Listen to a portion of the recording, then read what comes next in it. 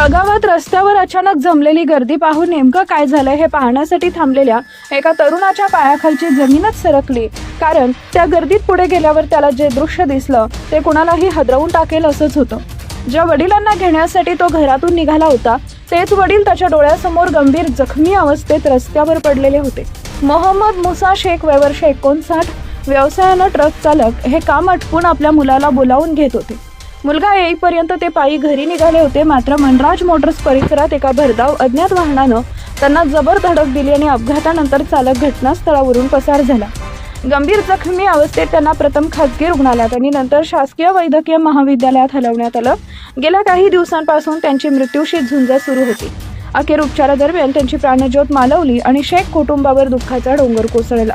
या प्रकरणी MIDC police ठाण्यात अकस्मात मृत्यूची नोंद करण्यात आली असून धडक देऊन पसार झालेल्या अज्ञात वाहनाचा शोध घेण्याचं मोठं आवाहन पोलिसांसमोर उभं राहिलं आहे.